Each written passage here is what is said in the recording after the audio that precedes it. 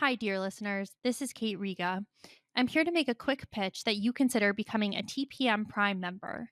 TPM has used the member model for over a decade now, and our loyal members are the only reason we've been able to weather the turbulence of the media landscape and avoid the fate that has befallen so many other independent outlets. For $70, you get no paywall, fewer ads, access to the Hive member forum, a members only newsletter, and more. For $140 a year, you get all of that, plus no ads at all. Without our members, there is no podcast, not to mention that I'm out of a job. Thank you so much for listening and supporting us. We couldn't do it without you. Hi, this is Josh Marshall, and this is the Josh Marshall podcast featuring Kate Riga. We are, as you would expect, we're going to talk about this seemingly never-ending standoff within the Democratic Party. That is going to be the main topic of our conversation today. And as always, we're recording this a little after noon on Wednesday, July the 10th. But before we do that, I want to briefly talk about and thank everybody for a small event we had last night in Manhattan. Obviously, where the main office of TPM is located. We had a small TPM happy hour. We did a bar takeover at a bar in the Chelsea neighborhood in Manhattan. We had 100 members there, and it was great. I had a great time. I didn't have a fantastic time this morning, but I had a great time last night. And I want to thank everybody who came out. I had I think either most or all of our New York staff was there. As you know, a number of our a subset of our team, including Kate, is based in D.C. So they weren't there, but everybody or almost everybody in New York was there, and I had all these great conversations with members. One who I had one who was, I believe, an academic who lives right outside of Philadelphia. Another who I had revisited a topic that I have always been very interested in, which is the sort of a text critical revisionist study of the origins of Islam. That is something that has been very interesting and fertile in the last 20 years. Found someone else who was interested in that admittedly relatively obscure topic, and we talked about that. And met up with another reader who I met on the Hudson River Park, I think exactly 20 years ago, and was a TPM reader. And she reminded me of that, and I definitely remembered that moment, and a bunch of other readers. Actually, one other reader, and I obviously can't mention everybody who I spoke to, but one other reader who is a musician, and who was at least familiar with the milieu, one of the milieus that I grew up in as a very young child. My biological father, who I was close to when I was very young, but who didn't raise me, was a free jazz musician in this kind of particular jazz milieu in St. Louis, Missouri, in late '60s, early '70s, and not everybody knows about that particular scene in that particular part of the United States in that particular frame of time. But this reader did, so that was interesting to talk about. And the reader who other reader who I was talking to at the end of the evening, to remember, to this reader, never talk yourself down and have confidence in what you're doing. Remember that. So that was great, and one of the reasons I mentioned that is that we did this kind of as a proof of concept for future events. We want to get back into doing in-person events, something that we had been wanting to do before the pandemic, and we got a bit of a start at it. And obviously, a pandemic shut that down, literally shut it down for a while, and then kind of made it not not the easiest thing to do for some time after. But we are looking to do more of those things. And again, I want to thank everybody, about 100 readers who came out last night. It was a really great time. It was great to see you. And as I said, when I kind of gave some brief remarks last night, harrowing and confusing times are times when you want to commune with uh, people who share your outlook, share your values, share your dreams about the future. So it was very enlivening and positive for us, and we thank you for coming out. Now, on to the onto the subject at hand, and you think you know what that subject is. We're almost at 2 weeks into this standoff within the Democratic Party, and I guess my perception is that we keep appearing to have these moments when there is what seems like a resolution that you're going in one way or another with who is going to be the Democratic candidate, the nominee who's going to face Donald Trump. And I mentioned on the website yesterday, although I'm experiencing a lot of time dilation, it's hard to keep track of what happened when. Yesterday, where AOC came out and said, "Hey, Joe Biden told us he's staying on the ticket, and I'm 100% behind him, and this is over. And so we are going to close ranks, and we're running against Donald Trump, who was convicted of 34 felonies, and onward and upward. Enough of this stuff." And earlier yesterday, the CBC, the Congressional Black Caucus, basically said, "We're with Joe Biden. This is done as far as we're concerned. We're moving ahead." Now, I was very struck, but the Congressional Black Caucus move does not surprise me that much. I think that it is part of the muscle memory and values of the CBC to be on the side of embattled party leaders. And I think that is, at least it's a pattern, let's put it that way, over time.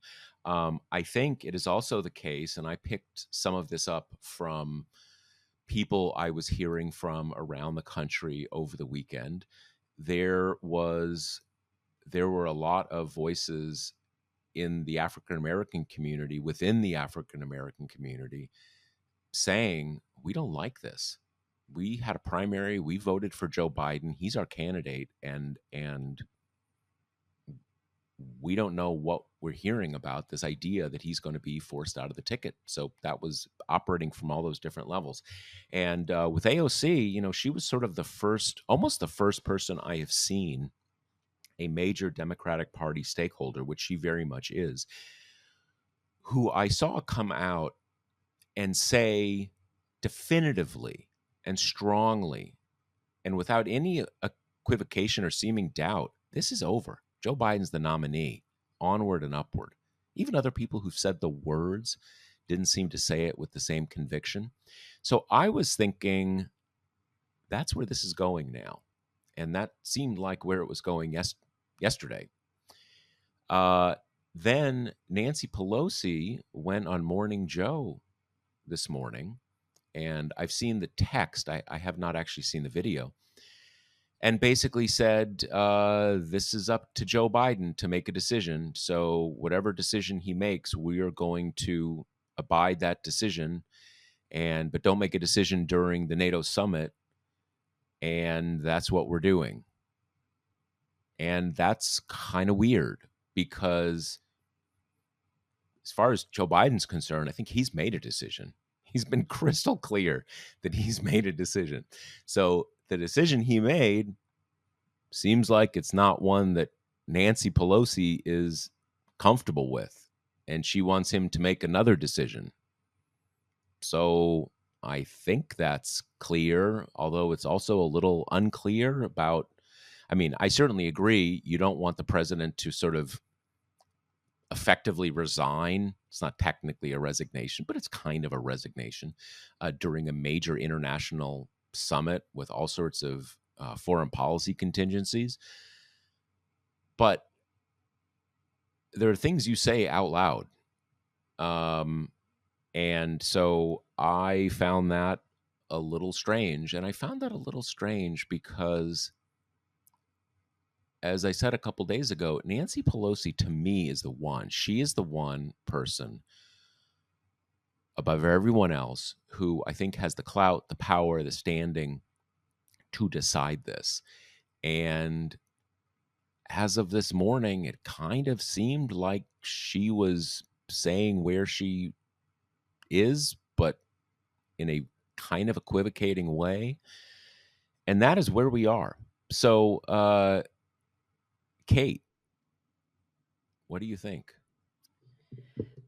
Yeah, I mean, the Pelosi thing is what everyone's kind of freaking out about. Like, that seems to be the most telling comment we've had so far.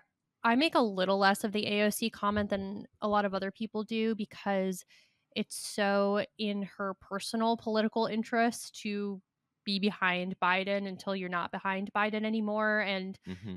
I think the reason people are reading a lot into it is because she often acts not against her personal political interest, but that tends to be less of her sole motivating factor the way that it is for a lot of other lawmakers. And part of that is just politically she's in a comfortable seat, right? Like she's not going to lose reelection until she decides she doesn't want to be in the house anymore. um all of that. But the Pelosi thing is telling, right? Because then one of the million hosts on Morning Joe is like, well, he's made a decision, right? He said it every day this week, and she's like, oh, well, we stand behind whatever he chooses to do, kind of thing. And meanwhile, we're just getting this like drip, drip, drip, right? Whether it be some of these kind of idiosyncratic reps who are from swing districts or have a just kind of redder constituency being the first ones out. And now it's just an endless news cycle because, right before we got on, it's like George Clooney wrote an op-ed for the New York Times being like, I just had this fundraiser and he was bad. And this is something I've heard from other people as well about the specific fundraiser, that it was so bad that on the way out, people were like, Jesus, like, is he jet lagged? It was one of these And that he had just and come that off was a big. before the debate, right? That Yeah, was like that was a few days before the debate. but Yeah. he'd just come off one of these big kind of European gauntlet type trips, so I think people chalked it up to that. Um, but, I think there's been a lot of media criticism that I think is legitimate in terms of, I mean, we haven't seen the New York Times get this kind of outcome oriented since 2016 at least, maybe before that. I mean, it. Josh Kavinsky, our colleague, I think had a really good comparison. He said, like, not since the Afghanistan pullout did you see this kind of across the media acceptance of bias in one direction, and everyone just kind of be like, well, that's the right opinion, and not even an opinion, that's just the correct position, right? And we're in a similar place now where the editorial stance for all the kind of big outlets is Biden should drop out. And I understand that kind of angers people. And then you get the rejoinder of like, well, what about Trump? And of course, it's baked in, right? That Democrats are treated like adults who kind of are responsible and make decisions, and Republicans are treated as if they are kind of immune to pressure. These news outlets have no bearing on what they say. They're not really kind of like in full control of their faculties. They don't operate like adults. We don't expect them to make responsible choices. So, like, I understand that that's all frustrating. That being said, like, I find myself on the side of kind of the media crush right now because what we've been saying about this is the two options are Biden moves aside and Kamala Harris is the next one up, or he pulls out this newly energized, moving on all throttles campaign. He silences the critics, and they've done neither. I mean, what he's done is they've tried to kind of undermine the critics, getting in these like little proxy battles with the New York Times editorial board or the Pod Save America boys or whatever. And then in the meantime, I mean, that Stephanopoulos interview was rough. It was painful.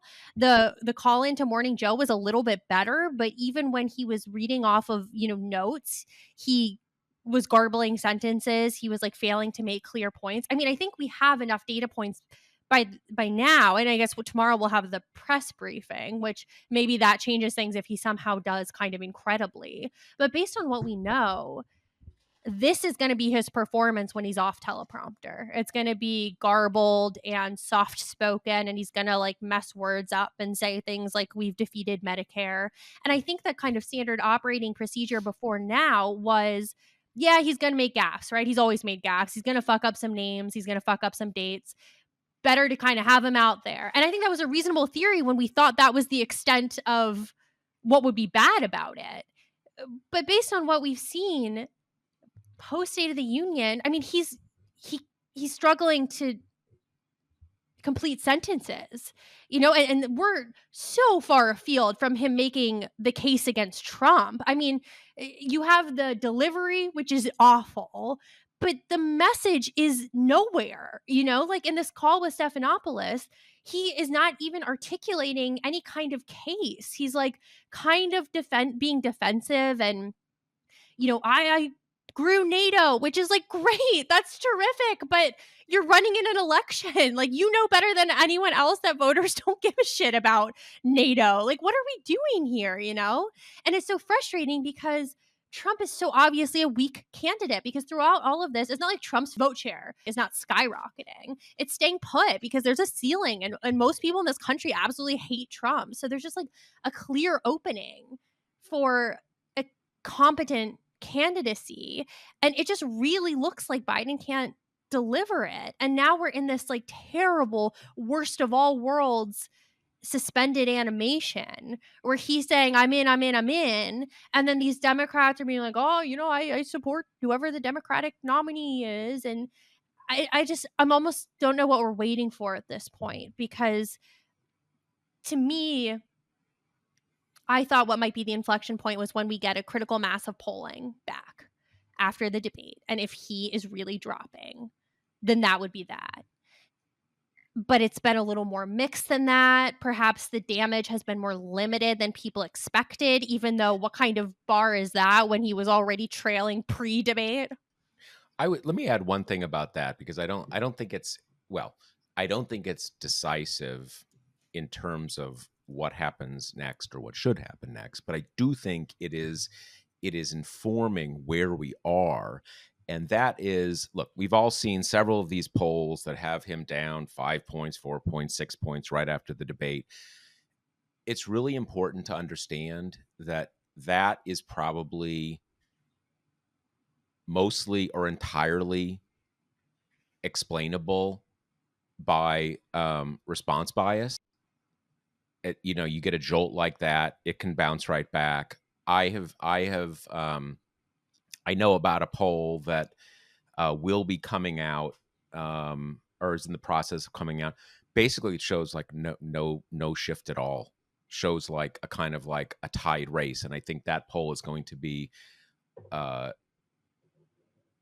more revealing. And I have talked to people running things in swing states, not the campaign, not the Biden campaign, but other entities running there, and they see fairly little difference. But as you say, it's not like, oh, okay, we're still ahead. Well, it we know where that was and everything. So that's not dispositive, but I do think it has contributed to this sense of stasis, right? Kind of like you had a campaign where your candidate is running like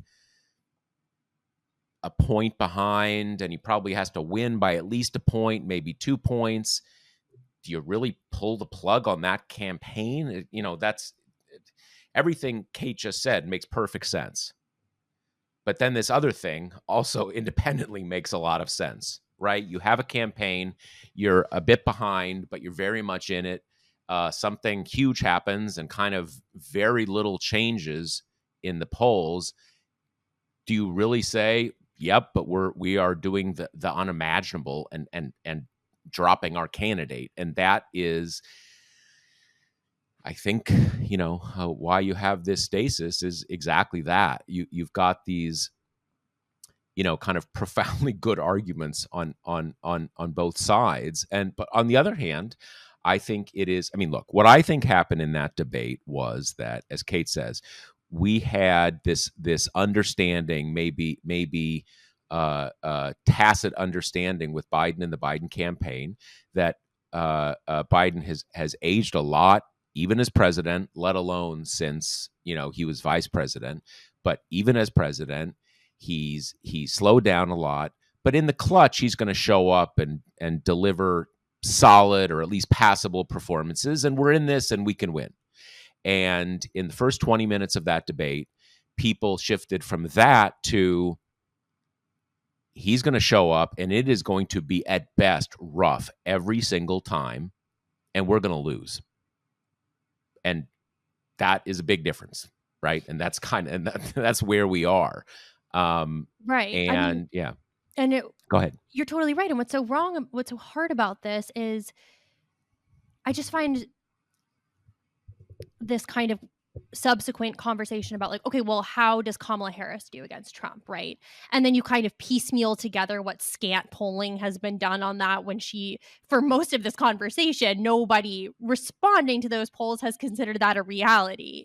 To me, it's almost of the same value of polling like, how would Michelle Obama do? It's like, it doesn't matter. That's not real. That's not real. And people know it's not real. Yeah. So part of what makes this so difficult is it's so risky. It's so risky, right? Like we have no idea what it would look like if he's replaced. But I think the concern is in the other direction, this point in the calendar per the 538 polls, which we know last election cycle, they were flawed, last presidential election cycle, right? They overestimated Biden's support. They had him up 9 points. Trump is now up 3. I mean, that's a massive swing, right? And like, could there be issues with the polls? Sure. But I for one, am not going to feel super comfortable kind of going into the election where your best argument is, well, the polls are probably wrong. Like, oh my God. Okay, cool. Yeah, that's not a place you want to be. And then the problem is, okay, so Biden has to make up some ground. And as you say, maybe it's not a ton of ground, right? Maybe it's just a few points.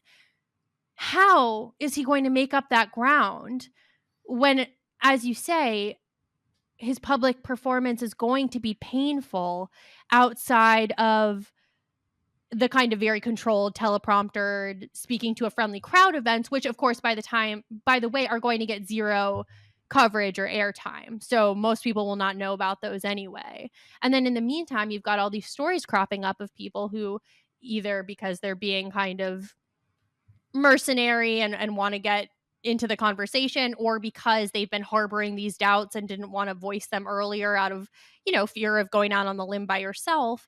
I mean, we're getting a ton of stories, including some like what I think, you have this stupid Olivia Nunzi profile with her like overwritten first person describing his waxy skin thing. Like, I don't really think you have to put a lot of stock in that, but there's a New York Times story that quoted someone who'd worked with him as vice president, worked with him on the 2020 campaign, is working for him now, who said that he's showing his age in kind of more concerning ways. And I think a problem is a lot of this coverage is conflating physical aging, right? Like he gets more tired, he's shuffly, he's, as the night gets on, he kind of gets less sharp. And then the more concerning side of things, which is obviously the cognitive side, right? And I think there has been a lot of mixing and matching of those things, which is really unhelpful because they have very different ramifications. But, for the purpose of being a candidate, at least, they're not that different, right? Like the job of the candidate is being a communicator. Yeah. So I don't know. I just think we've somehow gotten ourselves in like the worst possible place. And I'm just not sure what has to happen to actually make the dam break in the way that we've been waiting for. Because at this point, it seems like Biden's really only leaning on a very small group of intimates, and the kind of people, like, his family members, who it's hard for people in that position to tell him to drop out. It's And too much personal stake. it's too much to ask, Yeah. frankly. It and I'm sure some people are going to get on my case about that, but it's both too much to ask and just it's not even a it's not even a question or aspiration or hope that is worth our entertaining, because it, it it's a family member, right? This is someone who uh all of Joe Biden's history, life, and it comes down to this kind of terrible choice and moment and blah blah blah. Don't expect it. That is too much to expect, and it's also not up to them. And when I say not up to them, it cannot be allowed to be up to them. Um, and on the issue of frailty and cognitive issues, I am always, well before this, I have always been stunned, frankly, that Joe Biden is not the only one over 80. I believe Nancy Pelosi is actually 84, right? Or she's 83. I know she was born in 1940. In any case, I have always been surprised that any of these people can manage the physical demands of these offices. Kate knows, because she's been up there, covering Capitol Hill for a number of years now. Set aside cognitive sharpness, which I've never seen any issues with Nancy Pelosi. I have never known anybody over the age of 75 personally who could ever manage the physical demands of any of these jobs. I cannot stress to you the extent to which their days are made up with nonstop this meeting, that meeting, this meeting, walking to here, walking to there, getting on a flight, doing this, doing that. Again, I've never known someone over the age of 75 who could hold up to that. So the fact that let alone the stuff about Joe Biden, that any of these people who are that age actually do this routinely. Having said all this,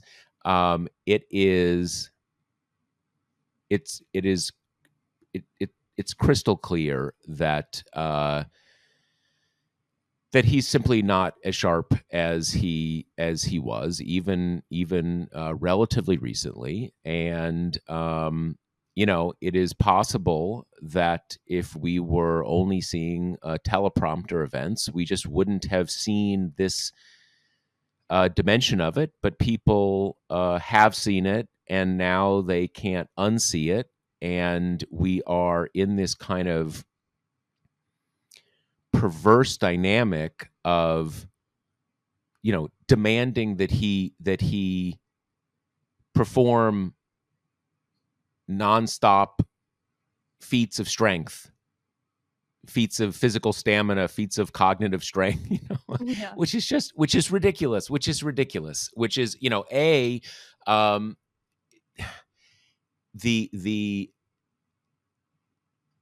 it's clear that in many of these contexts he will be shaky.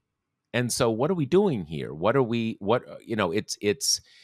It's both absurd and cruel to demand these things, and we can go back and forth on whether he is just shaky in a way that anybody 81 might be a little shaky despite being sharp and able to make important decisions and blah blah blah blah. Clearly we are in this dynamic, which is a crazy dynamic. And in terms of what Kate was saying before, the idea that you are going to switch candidates right now in a presidential campaign is completely absurd. Completely absurd. And yet we are in a position where we are needing to consider something that is, by any normal standard, absolutely absurd. There are, for what it's worth, I think we have seen, and this is frankly what I think you would expect to see, that as this question has evolved over the last 2 weeks, you have seen Kamala Harris's poll numbers in head-to-head races, move up to the point where they are often pretty similar to Biden's now. And that makes sense, I think, simply because you're talking about the people who are against Trump. And as soon as one person comes into focus as maybe it will be the person, you start thinking, okay, yeah, I mean, that might be the person. So of course I'm going to support her. So,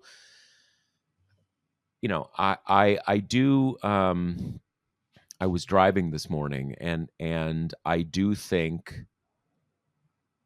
I keep contradicting myself because I thought this was moving towards resolution yesterday in the opposite direction. But you need to get everyone together. And I'm starting to think that the only person who can accomplish that is Joe Biden.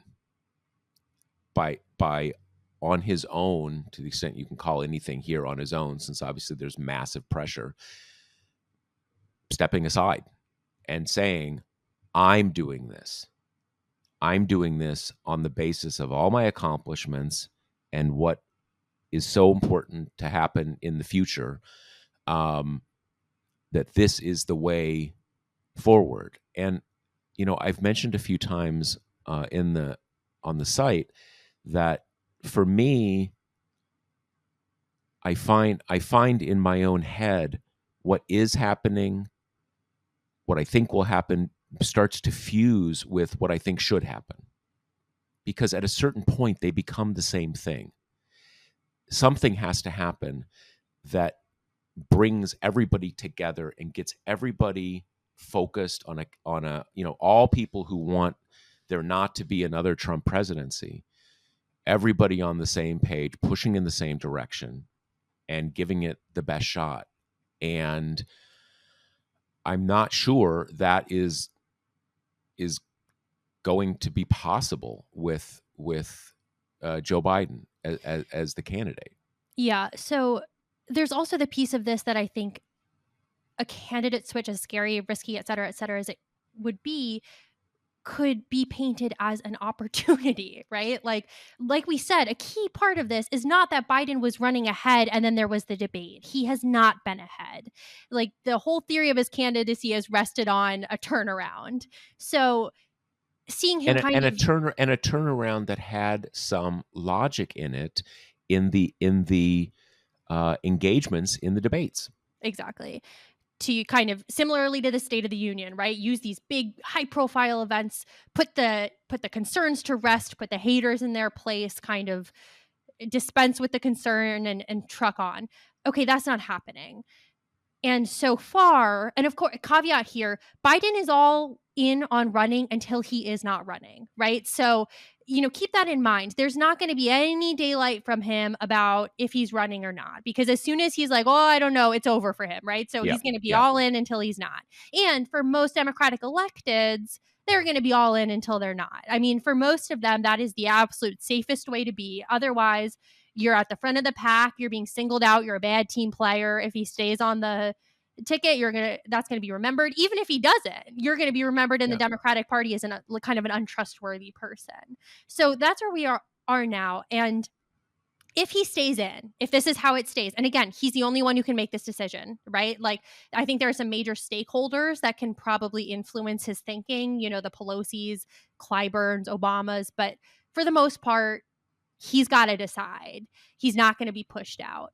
And if he stays in, and this is his level of performance when it's unscripted, okay, what's the plan? How are you going to get momentum and how are you going to turn this thing around? And I think the only plausible theory is to do this kind of elder statesman thing of, I'm on my way out. I know it. My career's almost over, and I will finish it by finishing what I started and beating Trump again. And with me, I am taking this phalanx of the next generation, of the immense kind of potential and talent we have in the Democratic Party, and try your best to kind of reframe this as and I am torch passing. This is the last chapter of my torch passing. Now, of course, that's not a perfect solution, because some people would say, well, you said you were going to like hand this over to your VP this term, right? Like, we thought you weren't going to run again. We kind of thought that this torch passing was going to happen in a more official way than just kind of bringing up the youngsters with you. But otherwise, I I don't know if it would work, but otherwise I don't see how he wins this and shifts it from a referendum on him to the choice between him and Trump, which is obviously where he's going to win. But if it stays a referendum on Biden, and if he has secret Parkinson's, how in the world do you turn that into a winning recipe? Yeah, I don't think he has secret Parkinson's for a number of reasons. I don't think he shows the key symptoms of it, and I think that Times thing was a total canard. Yeah, I think it I was think it abhorrent, but it's in the yeah. bloodstream now, you Yes, know? it is. You know, one thing that has stood out to me over the last 6 months is that despite a lot of people not seeing this, um, uh, Trump's margin over Biden has steadily decreased, uh, starting in January till now. And just before the debate, it was basically at a tie. I think it is quite possible that, well, if the debate had never happened, that would have continued on that path. The debate might have accelerated it. I actually think it's possible it will still continue to happen, and there are trends in the electorate that will move in that direction, and Joe Biden will win. But because something might happen is not a strong, uh, that's it's possible is not where you want to be in terms of your strategy of the strategy of the election. I mean, to put it mildly. um, I do think, I do have concerns that a party sends a certain message, uh, that it kind of choked at a key moment if it gets scared and dumps its candidate. Totally apart from however you um, however you analyze Joe Biden's condition. Again, as I've said in many contexts, presidential campaigns are a series of performances of power and assertion and even aggression. And doing what Democrats are considering doing is not is not a good look in that way. Having said that, having a candidate that needs to be kind of helped along, um, through the critical months of a campaign is also not a great look. Um, and again, I, what I look at here is how you get to a scenario where everyone is on board and pushing in the same direction. And that I think is more important than who the candidate is. I've seen a few people saying like, "Oh my God, Biden's going to run and he's going to lose and he's going to bring down like 6 or 7 Senate candidates and the House is going to get blown out." I don't think that's true. I'm honestly not that worried about down ballot stuff. I just think that is a misreading of where things are. But let's be real. The presidency is pretty important, right? And so that's kind of where I am gravitating. What is clearly not an answer is that Joe Biden remains the candidate, and the messaging is leading Democrats like shitting on him every day. That doesn't work. That's a fucking disaster, right? And I do get a sense that you have some. I mean, like you had, was it Michael Bennett yesterday, out there saying, yeah, we're going to lose. Trump's going to win. And I'm like, dude, what? What the fuck are you talking about? That's for a private conversation. Like you're like, get together. If that's where the weight of opinion is, you guys get together and communicate that to the president, or get together with Nancy Pelosi and do something about it. But don't just go on some random TV show and like bum everybody out. There's, I don't know, there is a this isn't a moment for freelancing or equivocation. And and I'm not saying like, don't say anything negative. I'm saying do something. Don't just air your bullshit. Yeah, I mean, part of why this situation sucks so much is because like so many of the worst parts of politics are all conflating in this moment. You've got the kind of Politico-esque politics are sports people who are like frothing at the mouth about how exciting this is, and what's been up to this point a really boring, stable election Yep. cycle. Yep. You've got everyone just came back to Congress after the 4th of July break, and that means that Capitol Hill teams who already have this like difficult mandate to churn out X number of stories per day, kind of no matter if what's happening on the Hill is exciting or not, all of a sudden you can have a story for every solitary Democrat who says anything even slightly outside of the, I'm not talking about this, or we're going to figure it out internally kind of comment. So right now the Hill is absolutely flooded with people because you can mine so much content out of there.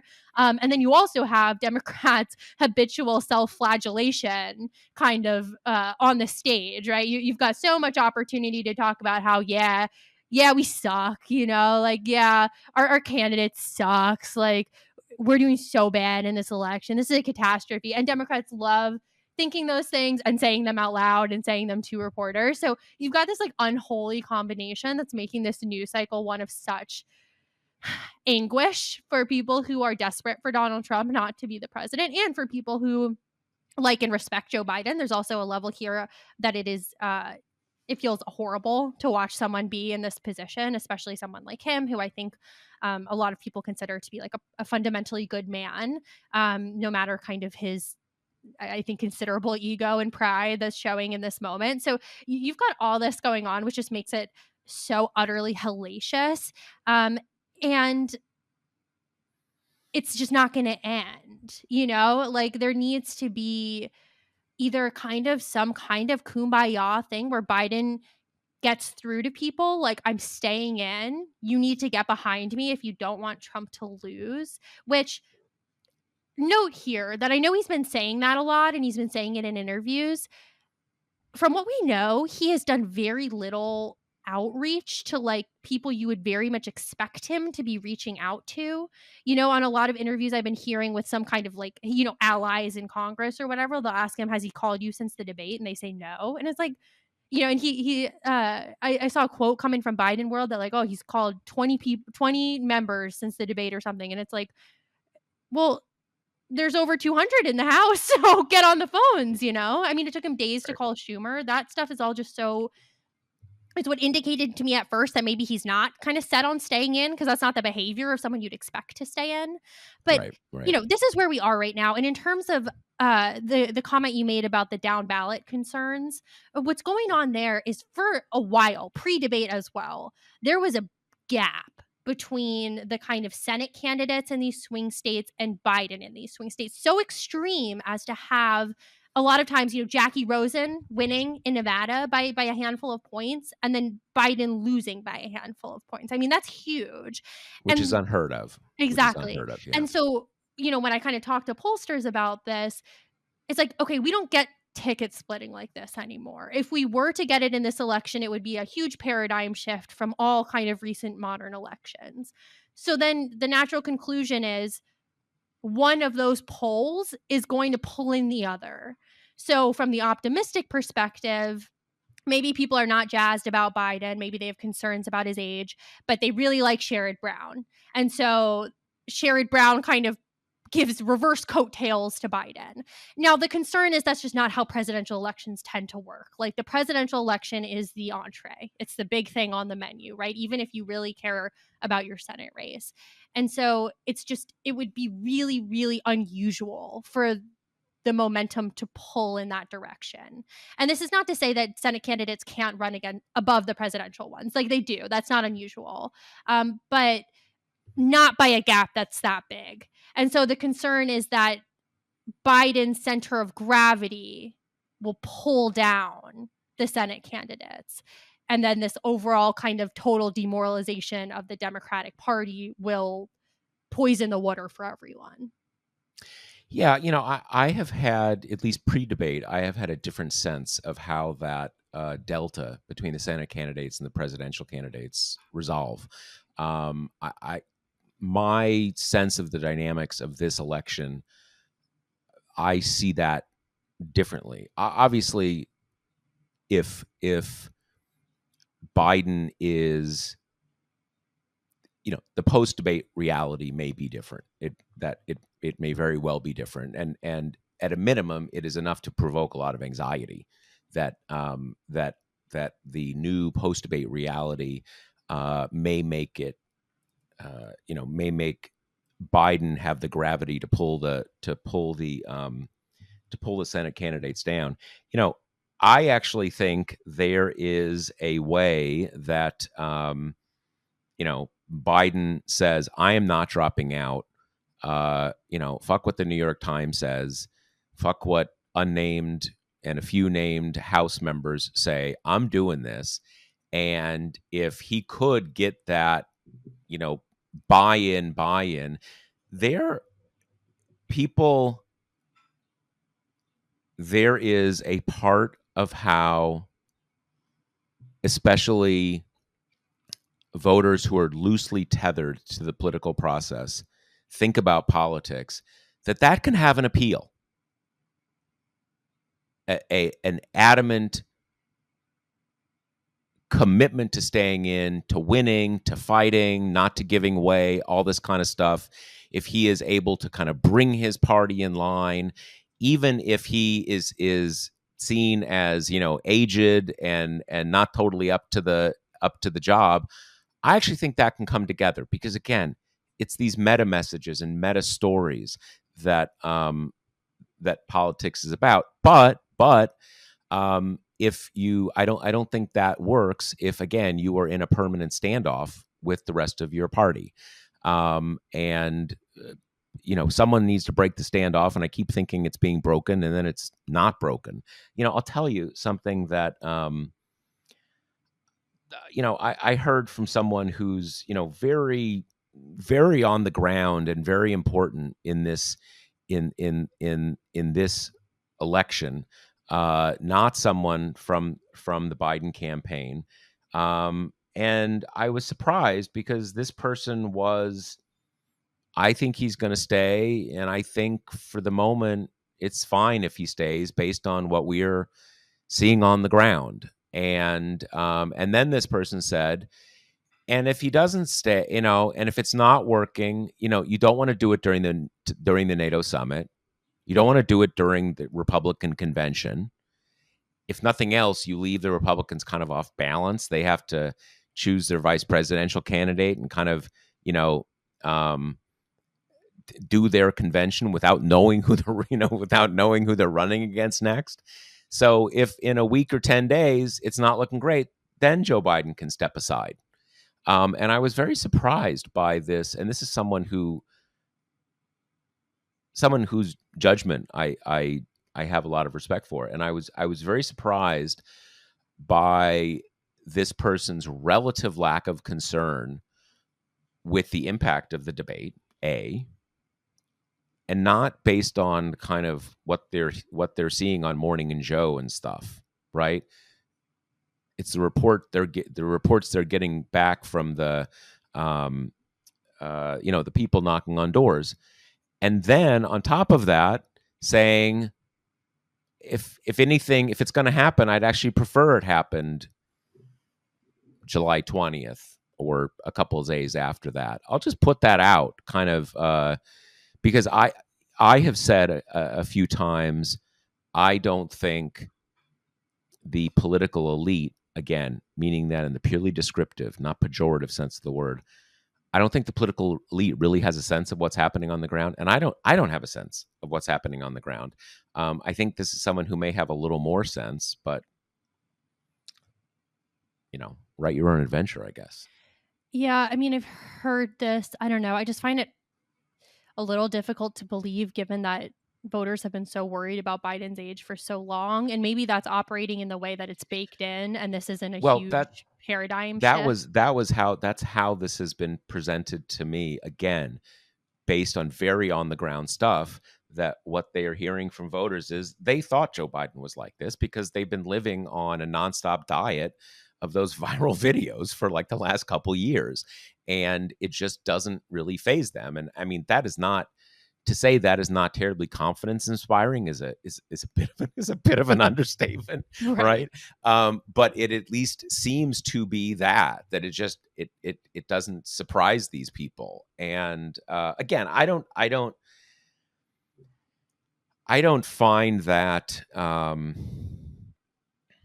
I don't find that terribly persuasive because of two things. One is that this was not a race that Joe Biden was winning. It was a race he was narrowly behind. So kind of it didn't affect that much, isn't terribly persuasive. And on a basic point, and Kate, I think this is what you and many, many other people are saying, it's not just that you need a vital candidate, you need a vital campaign. You need one that is responding with force and can move agilely. And I'm not here trying to make euphemistic references to Joe Biden's physical capacity or nimbleness. I'm saying that if you have a candidate that is under a microscope, and under a microscope judged on a measure that he is not doing terribly well at, you are not able to make dramatic moves and punch hard and move agilely and change the script here and there. So, and I will say, and I think we talked about this last week, many people have talked about this, it is not nothing to say, okay, yes, we have taken some hits here. You thought you were running against Joe Biden. Guess what? You're not.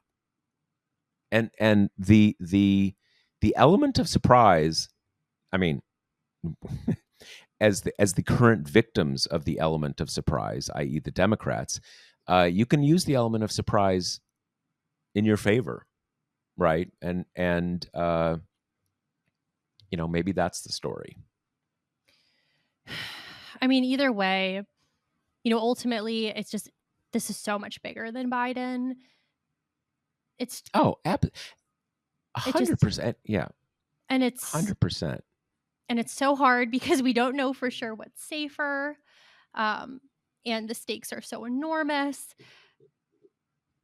But I'm just worried that if it's Biden running this campaign, which is all he's proven able to do, it's just going to be leaving so many chips on the table for what I think is a really winnable election. Um, but to some degree, it's kind of what you were saying earlier. It doesn't matter what we want, really. I mean, he's got to decide. That's just the way the party works, And as a, Well, and I I do think it is, because it is very scary to say it is up to him, because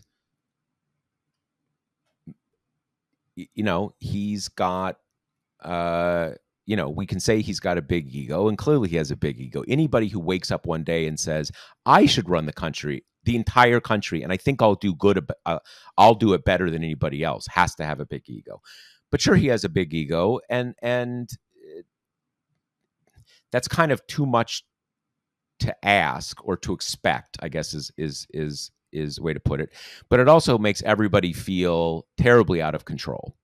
And I don't really think it is ultimately up to him. I think that if those key stakeholders go to him and say, you cannot do this. He will end his campaign.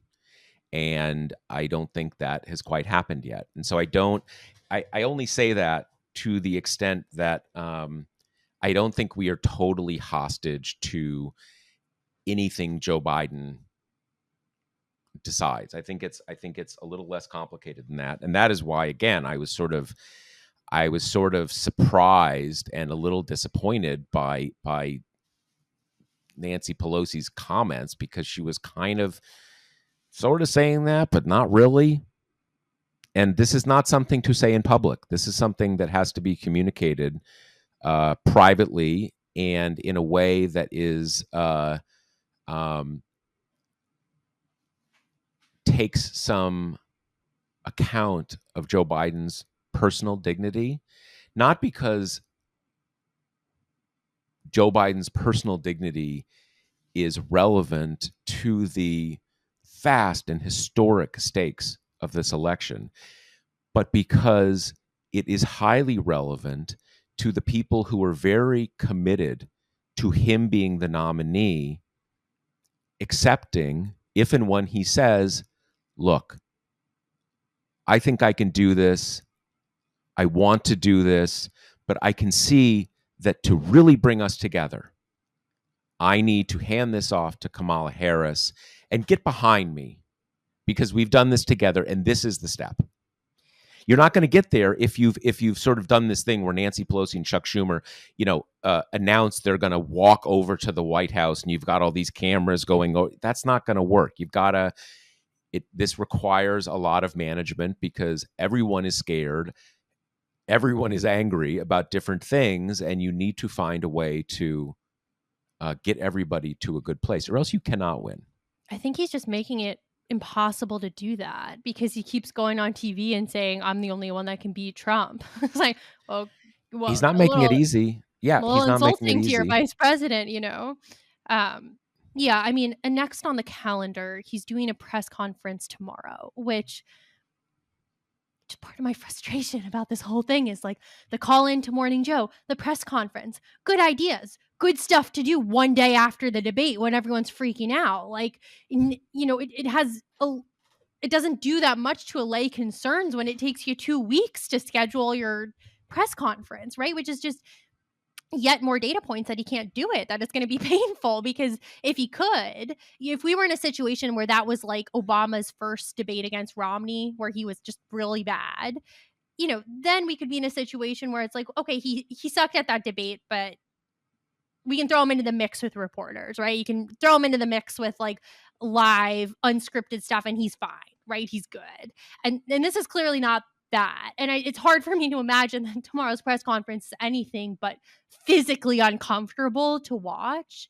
But I'm kind of past the point of thinking that there's going to be inflection points that break the dam kind of one way or another, because you would have thought that's kind of how the Stephanopoulos interview was billed as. And that was really bad and didn't really move the needle. And then there's a Morning Joe thing, didn't really move the needle. He gave a NATO speech yesterday, barely even got covered. So I don't know. I mean, we'll see. Maybe I think there, to some degree, has been this feeling of like, okay, we're going to give him a couple weeks and see if he can right the ship.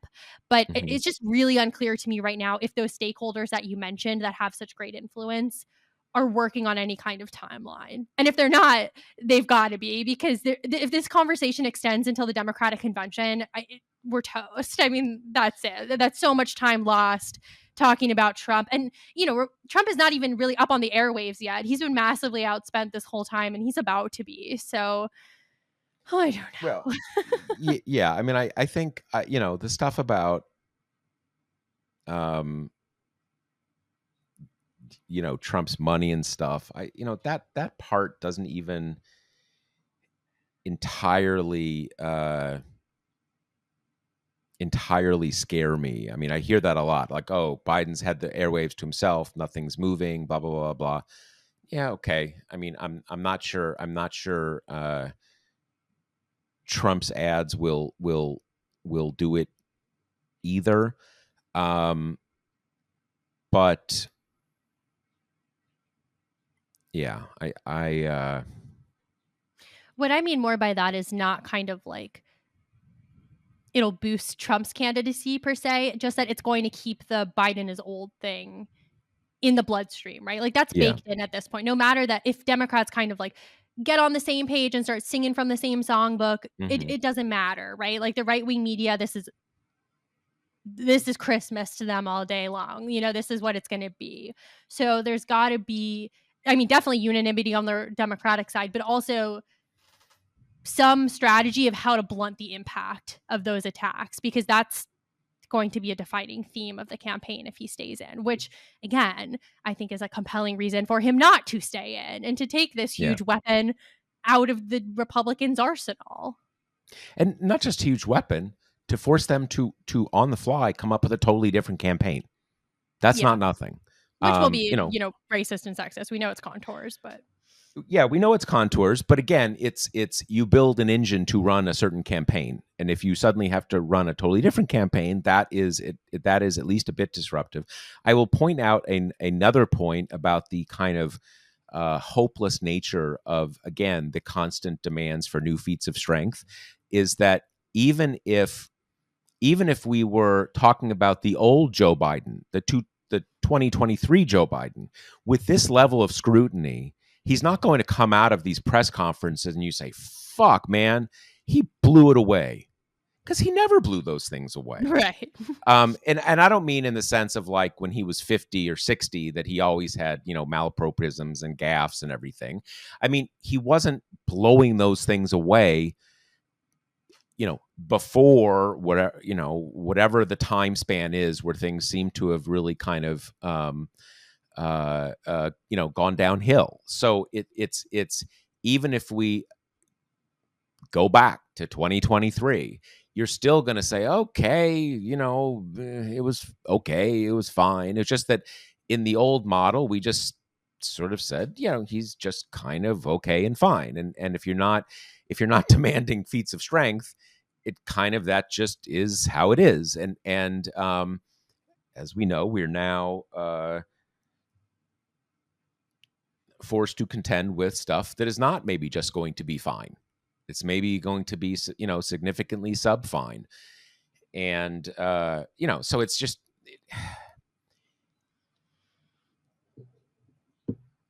even in the best case scenario, you just can't manage this level of scrutiny for something that was simply never a strong point. That's obvious. And, yeah, but they have to figure it out. And look, the thing about, I'm the only one who can do it. And I hear what you're saying about, like, what that's saying implicitly about Kamala Harris. To a great extent on these things, you say you're in until you're not in. You say you say it has to be you until it's not you. I feel like these things are, it doesn't make sense to get too wound up about these statements, because these are just the kind of statements you make when you're embattled. That it's what being embattled is, right? You don't say, well, I won the primary and I'm feeling good, I'm feeling rested, so I guess it'll be me. I mean, Yeah. that's not what being embattled is. And I'm not saying that the the Democratic Party, Democratic stakeholders, Democratic voters have to just accept that. But I do think accept that that's just what embattled people say, and not get too wound up about how dare he and how arrogant he is and his ego and stuff like that. That's what you say when you're embattled, and everybody should make their decisions based on what they think is the right decision, not finding yet another thing to get angry about. Even though there's tons of things to be angry about, and there's things to want to bang your head against a wall. But you don't make good decisions when you're banging your head against a wall, or even frankly, angry. It's just a matter of everybody needs to keep their eyes on the ball and just decide what is the best decision from what is, I think, really two decisions, both of which are totally insane by any any measure of anything completely insane. And yes, and yet we are down to these two totally absurd, insane possibilities. Yep. Yeah. The one other thing I would say is, for me, one of my difficulties in making sense of this, and I've realized it has reminded me about how my brain works. When I'm trying to think something through, I'm often really trying to think through historical analogs. What other things were like this, and how did it play out? And then you sort of it gives you a framework to sort of think about the political moment. And one of the things that I have had great difficulty with, and I think other people have had great difficulty with, is that there are just no historical analogs for this, not even remotely. Like people say 1968, not really, totally different dynamics, not to mention which 1968 was a complete friggin' disaster that arguably the Democratic Party has still not entirely recovered from. So it's not a great analog. But that's one of the things I think, we are very far off the rails, so far off the rails that it is hard to make clear decisions, or decisions that you can say, look at this history, look at these things that have happened in the past, ergo this makes sense to do, look at this evidence. We are going to collectively need to make this decision without the requisite evidence, and that's scary, because you want to have information before you make a really consequential decision, and we are not going to get it. And that's just that is just where we are. So on that note, needless to say, if we have some dramatic news, we can only imagine what that might be. We may be back for an Instapod. Otherwise, we will be back with you again. Hopefully not to discuss this topic again for a third episode in a row. But if the wise stakeholders of the Democratic Party decide that will be the topic of the next episode, then we will have that be the next topic of the episode. And here's hoping not. But I think that's all we got for today. Yep. All right. Talk to you next week. The Josh Marshall podcast is hosted by me, TPM reporter Kate Riga, and TPM founder, editor-in-chief Josh Marshall. The show is produced by Jackie Wilhelm. Thanks to Why Not Jansfeld for our podcast theme song, and thanks to all our TPM members who make this possible. Rate and review us on Apple Podcasts, and subscribe wherever you listen.